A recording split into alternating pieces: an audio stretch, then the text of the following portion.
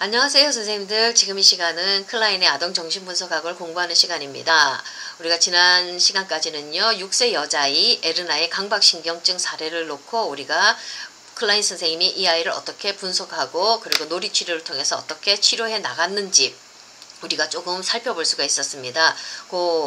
클라인 선생님이 치료해 나가는 과정 중에서 무의식적 환상이라는 개념이 굉장히 중요했지요. 이 아이가 엄마를 향해 가는데, 생존하기 위해서 엄마를 향해 가는데 엄마는 젖가슴 2개 다 좋은 거 가지고 있는데 자기는 무력하게 아무것도 안 가지고 있지 않아요. 그래서 엄마를 향한 시기심이 생기고, 그리고 그 엄마를 공격하고 파괴하기를 원하기 때문에 이 아이가 그 파괴와 공격으로부터 내가 또다시 엄마로부터 공격받을 거라는 그 무시무시한 불안을 경험하고요. 엄마를 공격했다는 그런 거에 대한 죄책감도 경험하면서 이 아이 심리 내면에 무의식적인 환상들이 만들어지면서 아이가 불안을 경험하게 된다는 거, 그리고 이 무의식적 환상이 자리 잡고 있을 때 이 불안과 죄책감들을 해결해 주지 못할 때 아이들이 굉장한 정신적인 질환을 앓고 있다는 거, 증상들을 호소하고 있다는 걸 우리가 공부할 수가 있었는데요. 여기서 생겨나는 이런 여러 가지 아이들의 정신적인 세상들이 이미 만들어지지요. 엄마의 관계를 통해서. 근데 이런 모든 정신세계를 만들어 나가는 이 기본적인 힘이 욕동이라고 할 수 있는데요. 자, 이 욕동의 개념, 이 욕동을 잘 해결하느냐, 잘 해결하지 못하느냐, 여기에서 아이들의 치료의 관건이 달려 있거든요. 근데 여기서 클라인이 생각하는 욕동의 개념과 프로이드가 생각하는 욕동의 개념이 조금 틀립니다. 프로이드는요, 욕동을 육위체 내부에서 생겨나는 것, 우리 인간들 내면 육체에서 뭔가 생겨나서, 신체에서 뭔가 생겨나서 마음에 이르는 자극이라고 그랬어요. 뭔가 배고프잖아요. 내 안에서 뭔가 자고 싶고 배고픈 어떤 욕구가 막 일어나는데, 내 안에서 생겨나는데, 자, 이 뭔가 알 수 없는 에너지가 내 안에서 막 올라왔어요. 근데 이것이, 이 욕동이 만족하면 아이는 좋은 정신세계를 만들어요. 근데 이 욕동이 또 좌절하지요. 좌절하게 되면 또 아이는 불행하고 아주 나쁜 정신세계, 불편한 정신세계들을 만들어 나가지요.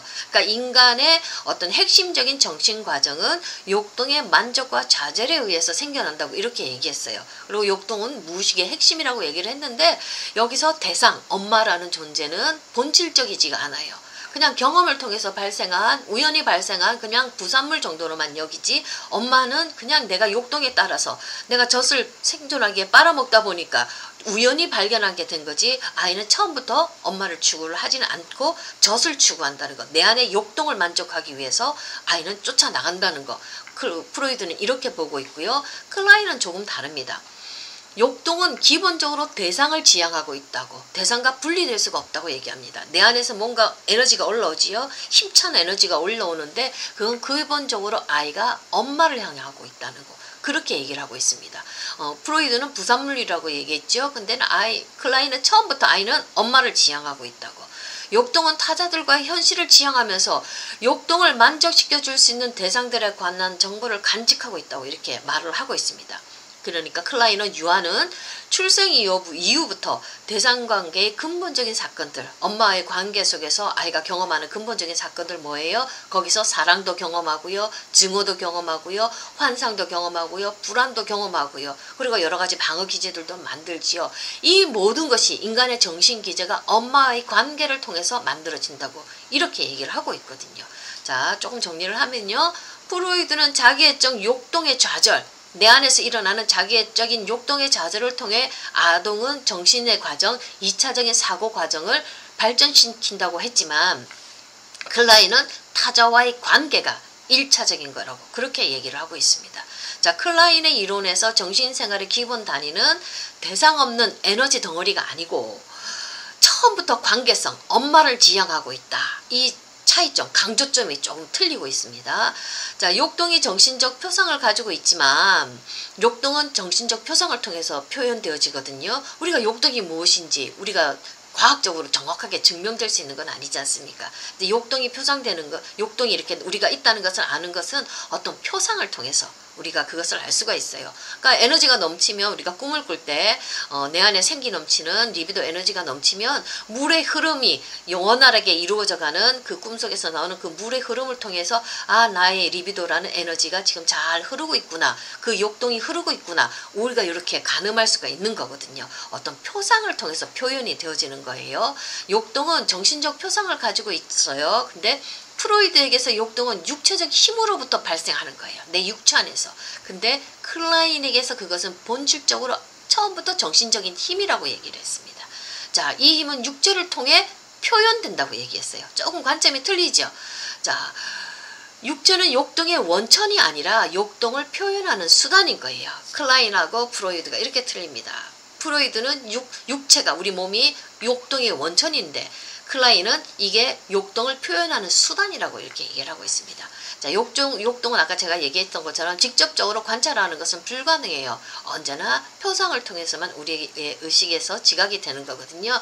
그래서 이게 대상을 너무 중요하게 생각하기 때문에 이 대상을 향해서 내 욕동이 갔기 때문에 그로부터 나의 에너지가 가기 때문에 거기서부터 나의 모든 정신생활이 시작된다고 우리 클라인은 대상관계를 어머니와의 관계를 굉장히 중요하게 여겼죠. 그래서 대상관계 처음 시작이 우리 클라인 선생님으로부터 시작되고 있는데 자 이런 개념을 먼저 정리를 하고요. 에르나의 사례가 어떻게 마지막 마무리될 수 있는지 한번 살펴보도록 하겠습니다. 자 에르나가 이렇게 증상을 앓고 있는 것은 여러 가지 증상 야경증도 있었고 그 다음에 엄마를 떨어지지 못하고 자위행위도 하고 여러 가지 증상들이 있었는데 이런 증상들은 아이 내부에 있는 비정상적인 그런 억제되지 않은 과도한 욕동 생활이 해결되지 않았기 때문에 이런 증상들이 나온다고 얘기하고 있거든요. 아이가 어머니와의 관계 속에서 지금 어마어마한 시기심도 가지고 있고 어마어마한 공격성도 가지고 있고 그로 인한 불안도 가지고 있고 그로 인한 죄책감도 가지고 있는데 이런 막 욕동생활 통해서 정신생활이 막 마음속에 많이 만들어졌잖아요. 이게 그대로 잘 해소가 되지 않고 그대로 마음속에 아이가 해결되지 못한 채로 가지고 있었기 때문에 이 과도하다는 거예요. 이것 때문에 아이가 많은 증상들이 앓고 있었다고. 그러니까 치료는 뭐예요? 이 욕동들을 풀어주면 되는 거지요. 이 욕동들을 해소시켜주면 치료는 자연히 되는 거죠. 그래서 이 욕동이 그렇게 중요한 겁니다. 자, 에르나가 이런 증상을 앓게 되는 것은 불행하게도 엄마 아빠가 부부관계 하는 걸 아이가 여행 중에서 봐버렸던 거예요. 이 원장면을 목격하니까 아이가 나는 놔두고 엄마하고 아빠하고 둘이서 좋아서 난리잖아요. 안 그래도 엄마를 차지하고 싶고 엄마에 대한 이 감정이 해소가 안 됐는데 아빠하고 엄마하고 둘이서 같이 좋아 지내니까 아이가 막 증오심이 어마어마하게 올라오는 거예요. 내 관계가 좌절됐잖아요. 엄마를 차지하고 싶은. 그러니까 증오심이 막 올라오니까 이 증오심 때문에 아이가 불안을 많이 가지게 되고요.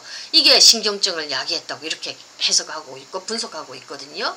그러면 이제 클라인 선생님은 이 아이한테 이제 자유로운 놀이 치료 과정 많이 그 공격성을 표현할 수 있도록 하고 증오를 표현할 수 있도록 해주고 그리고 선생님이 적절하게 그 놀이가 네가 왜 그렇게 불안한지 네가 왜 그렇게 화가 났는지 그런 것들을 해석해 줌으로써 아이의 무의식적 환상이 서서히 변화가 될 수 있도록 이렇게 만들어 주는 거거든요.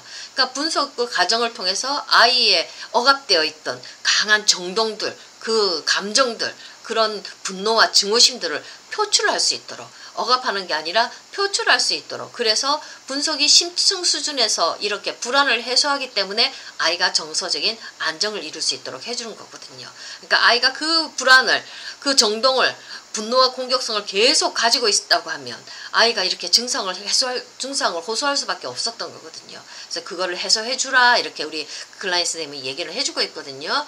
자, 아동이 무의식에 품고 있는 엄마에 대한 의심 그런 비난을 아이도 의식 수준에서 마주치는 게 너무 중요해요. 그래서 언어로 다 해석해 주죠.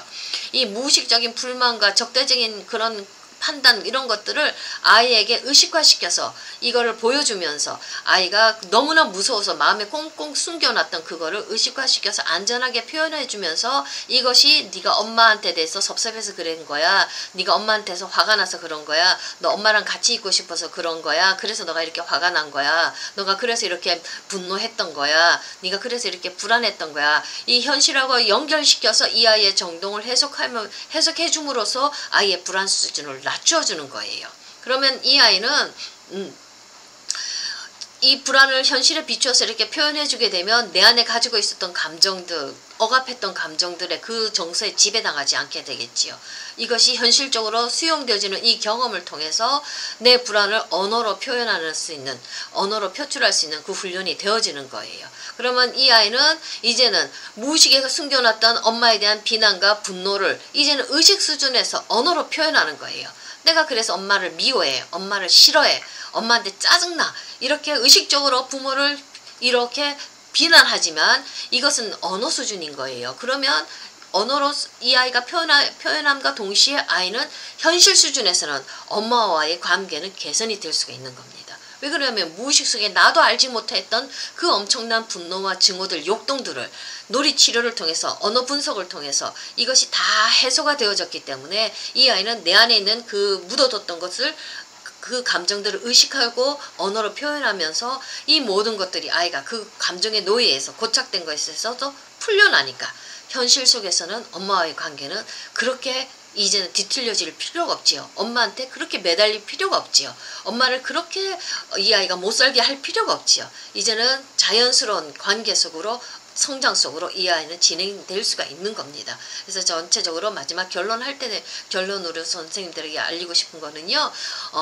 이 욕동의 개념, 이 아이가 해결되지 못하였던 이 큰 에너지 덩어리들, 이것이 잘 해결되면 아이가 정신세계를 발달시켜 나갈 수가 있는 건데, 이것이 고착되어지면서 이 정서들, 이 욕동이 해결되지 못할 때 이 아이들이 엄청나게 발달에 장애를 얻게 되고 고통을 겪게 된다는 거. 그래서 이 욕동을 잘 풀어주는 게 우리 치료의 관건이 된다는 것을 오늘 에르나의 사례를 통해서 우리가 알 수 있었던 것이었습니다. 오늘 그걸로 마지막 정리하고요. 다음 시간에는 이제 다른 걸로 와서 또 다시 다음 시간에는 이제는 사춘기가 아니고 잠재기 아동들, 우리 초등학생 아들들은 어떻게 분석하는지에 대해서 우리 또 함께 공부해 보도록 하겠습니다. 감사합니다.